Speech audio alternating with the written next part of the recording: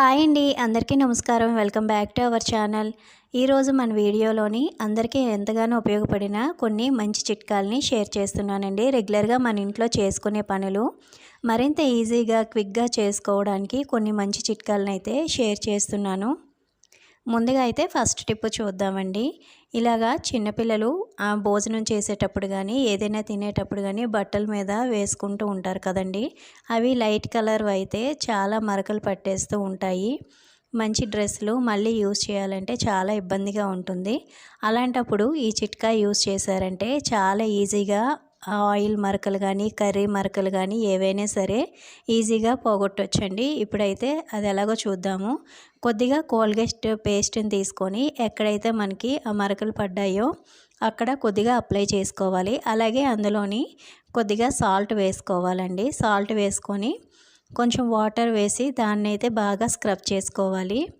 బట్టల బ్రష్ అయినా సరే లేదా మనం యూజ్ చేయకుండా ఉన్న ఈ బ్రష్లతో అయినా సరే టూత్ బ్రష్లతో అయినా సరే ఈ విధంగా క్లీన్ చేసుకోవచ్చు.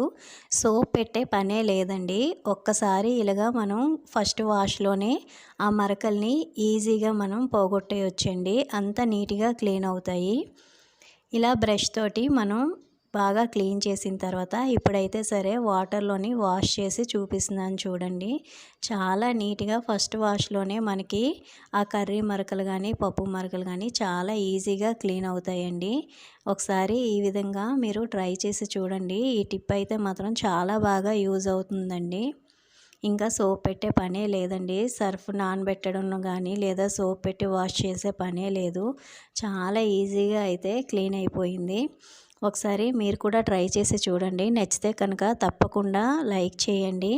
అలాగే ఇంతవరకు మన ఛానల్ని ఎవరైనా సబ్స్క్రైబ్ చేసుకోకపోతే ప్లీజ్ సబ్స్క్రైబ్ చేసుకోండి. వాష్ చేసిన తర్వాత అయితే చూపిస్తున్నాను చూడండి. మరక అనేది అస్సలు లేదండి. చాలా నీట్గా క్లీన్ అయిపోయింది.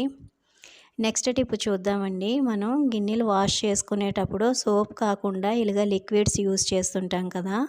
ఒకసారి మనం ఇలాగ లిక్విడ్ వేసుకొని వాటర్ వేసి కలిపేసి ఉంచేస్తామండి. అవి గిన్నెలు కడిగిన తర్వాత ఇలాగ లిక్విడ్ అనేది మిగిలిపోతూ ఉంటుంది.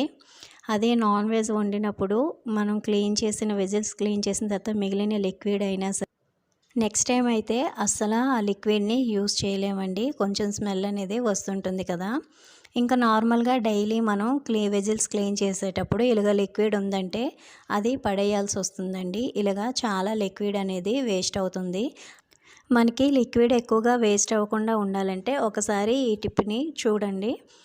చాలా వరకు మనం లిక్విడ్ వేస్ట్ అవ్వకుండా చేయొచ్చు. ఇలాగ లిక్విడ్ బాటిల్స్ అనేవి తీసుకుంటూ ఉంటాం కదా. అవి ఒక బాటిల్ అనేది ఖాళీ అయిపోయిన తర్వాత దాన్ని పడేయకుండా ఈ విధంగా యూజ్ చేసుకోవచ్చు.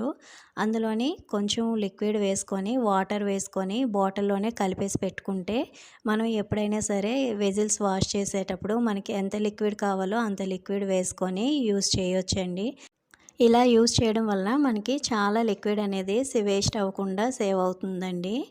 ఏదైనా సరే మనీ పెట్టి కొంటాం కాబట్టి ఎక్కువగా వేస్ట్ చేయకుండా ఇలా జాగ్రత్తగా యూజ్ చేసుకోవచ్చు. ఇదే బాటిల్ని మనం ఎంటీ బాటిల్ని దేవుడి దగ్గర దీపం ఆయిల్కి కూడా యూజ్ చేసుకోవచ్చు. నీట్గా కడిగేసి ఇందులో ఆయిల్ వేసుకున్నామంటే దీపం పెట్టేటప్పుడు మనం కింద పడిపోకుండా మనకి ఎంత ఆయిల్ కావాలంటే అంత డైరెక్ట్గా వేసుకోవచ్చు. ఈ టిప్ కనుక మీకు నచ్చినట్లయితే ప్లీజ్ ఒక చిన్న లైక్ చేయండి. ఇప్పుడైతే నెక్స్ట్ టిప్ చూద్దాము. ఇలాగా మనం కొబ్బరికాయలు దేవుడికి కొట్టినా సరే ఇంట్లో కొట్టినప్పుడైనా సరే ఇలా ఈక్వల్గా పార్ట్స్ అనేవి వచ్చేటప్పుడు దాన్ని మనం వేస్ట్గా పడేయకుండా ఎలాగైతే రీయూజ్ చేయాలో చూద్దాము. ఈ పైన ఉన్నదంతా కూడా చాలా సాఫ్ట్గా చేసుకోవాలి. ఇలాగ పీలర్ తోటి ఇలాగ పైన మొత్తం కూడా పీచేమీ లేకుండా చాలా నీట్గా ఈ విధంగా తీసేసుకోవచ్చండి. పీలర్తో చాలా ఈజీగా మనం క్లీన్ చేసుకోవచ్చు. మొత్తం కూడా వచ్చేస్తుంది. ఈ విధంగా చేసిన తర్వాత మనం దీన్ని ఎలా యూజ్ చేయాలో చూద్దాము. మనం కందిపప్పులు అవి తెచ్చి పెట్టుకుంటూ ఉంటాం కదా. అవి ఎక్కువ క్వాంటిటీలోని తీసుకొచ్చేటప్పుడు అవి పురుగు అనేవి పట్టేస్తూ ఉంటాయి. వర్షాకాలంలో అయితే ఇంకా పురుగు ఫాస్ట్గా పట్టేస్తుంది. అలా పట్టకుండా ఉండాలంటే కందిపప్పులోని ఇలాగా ఈ కొబ్బరి చిప్పని పెట్టుకోవాలి. ఇలా పెట్టుకున్నామంటే అది అస్సలు పురుగు పట్టదు. అదేవిధంగా దీన్ని ఇలాగా మెజరింగ్ కప్పులకు కూడా మనం యూస్ చేసుకోవచ్చు. చాలా బాగుంటుందండి. ఈ విధంగా చేసుకుంటే మనం పప్పులోనే పెట్టేసి ఉంచేసుకోవచ్చు. మనకు అవసరమైనప్పుడు ఈ విధంగా పప్పుని మెజరింగ్ చేసుకోవచ్చండి. కందిపప్పు, శనగపప్పు ఏ పప్పులకైనా సరే. నెక్స్ట్ గోధుమ పిండి వాటికి కూడా యూస్ చేసుకోవచ్చండి. అస్సలు పురుగు అనేది పట్టకుండా ఉంటుంది. ఈ విధంగా మల్టీపర్పస్లో యూస్ చేసుకోవచ్చు. ఇప్పుడైతే నెక్స్ట్ టిప్ చూద్దాము. ఇప్పుడైతే ఒక బౌల్లోకి ఒక స్పూన్ వరకు పసుపుని తీసుకోవాలండి. వంటలో వాడిన పసుపు. అందులోనే మనం ఒక హాఫ్ టీ స్పూన్ వరకు కోకోనట్ ఆయిల్ని వేసుకోవాలి. మనందరం కూడా కాళ్ళు పగుళ్ళకి, ఫంగల్ ఇన్ఫెక్షన్కి చాలా ఇబ్బంది పడుతూ ఉంటాం కదండి. అలాంటి వాటికి ఇది బెస్ట్ చిట్కా అండి. చాలా బాగా మనకి పనిచేస్తుంది. ఇప్పుడైతే ఇందులోని కొద్దిగా అలోవెరా జెల్ని తీసుకోవాలి. ఇలా మనకి ఇంట్లో ఉండే అలోవెరా జెల్ అయితే న్యాచురల్ది అయితే ఒక స్పూన్ వరకు తీసుకోవాలి. లేదా బయట కొనేదైతే ఒక హాఫ్ టీ స్పూన్ వేసుకుంటే సరిపోతుంది. ఇలాగా పసుపు, కోకోనట్ ఆయిల్, అలోవెరా జెల్ మనం మిక్స్ చేసుకొని మనకి ఎక్కడైతే ఎక్కువగా ఫంగల్ ఇన్ఫెక్షన్ అనేది వస్తుందో అక్కడ కనుక మనం అప్లై చేసుకుంటే చాలా బాగా రిలీఫ్ అవుతుందండి.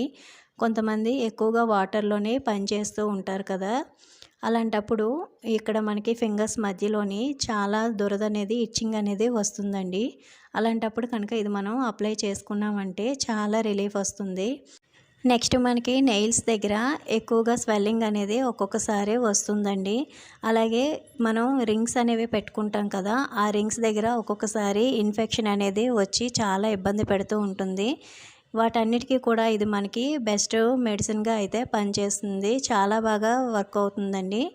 మనం ఇలాగ పసుపు, next coconut oil, aloe vera gel mix చేసుకొని మనకి ఎక్కడైతే ఇబ్బందిగా ఉందో ఇలాగ ఫింగర్స్ మధ్యలోని అప్లై చేసుకోవాలి.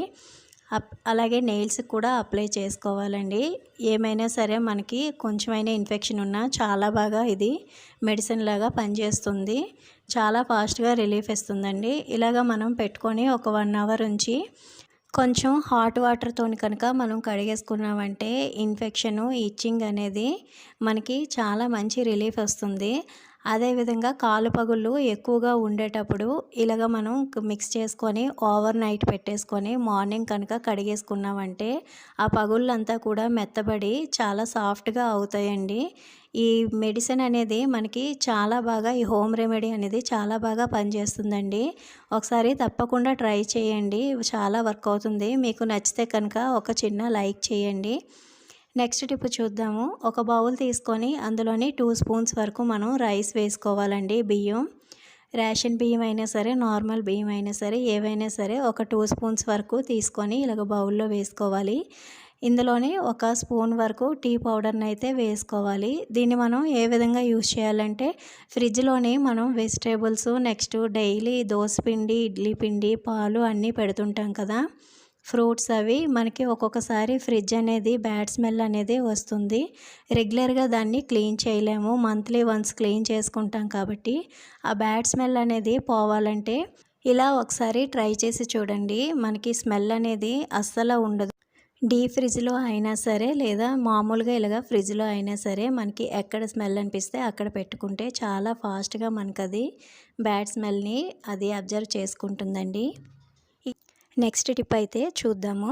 మనం కూరగాయలు తెచ్చుకునేటప్పుడు ఒక 4-5 రకాలు తెచ్చుకొని ఫ్రిడ్జ్లోని స్టోర్ చేసుకుంటూ ఉంటాం కదా. అలాంటప్పుడు ఒక 2-3 రోజులకి ఆ కూరగాయలు అనేవి వాడిపోయినట్టు అయిపోతాయి. ఒకేసారి అన్నీ వాడుకోలేం కాబట్టి 2-3 రోజుల తర్వాత ఉన్న కూరగాయలన్నీ వాడిపోయినట్టు అయిపోతాయి కదా. అటువంటప్పుడు ఒక చిన్న టిప్ని అయితే షేర్ చేస్తానండి. కూరగాయలు మనం వంట చేసుకుని ఒక అరగంట ముందు తీసి బయట పెట్టుకునేటప్పుడు కొంచెం అందులోని నీళ్లు వేసుకొని ఐస్ క్యూబ్స్ కనుక వేసుకొని ఒక 10 నిమిషాలు పక్కన పెట్టేసుకున్నామంటే కూరగాయలన్నీ కూడా చాలా ఫ్రెష్గా ఉంటాయండి. బెండకాయలనే కాదండి, వంకాయలు కానీ ఇంకా ఏ వెజిటేబుల్స్ అయినా సరే ఈ విధంగా చేసుకోవాలి. ఒక 10 నిమిషాల తర్వాత ఐస్ క్యూబ్స్ అన్నీ కరిగిపోయిన తర్వాత ఈ వాటర్ని పక్కన వేసేసుకొని మళ్ళీ మంచినీళ్ళతో ఒకసారి కడిగేసుకొని మనం ఈ విధంగా వాడుకున్నామంటే చూడండి, ముందు బెండకాయలకి ఇప్పుడు బెండకాయలకి చాలా డిఫరెన్స్ ఉంది. ఈ విధంగా మనకి ఫ్రెష్గా మళ్ళీ అవుతాయండి. ఈ టిప్స్ అన్నీ కూడా మీకు బాగా నచ్చాయని అనుకుంటున్నానండి. నచ్చితే కనుక ప్లీజ్ లైక్ చేసి సబ్స్క్రైబ్ చేసుకోండి. థ్యాంక్ యూ ఫర్ వాచింగ్ అండి.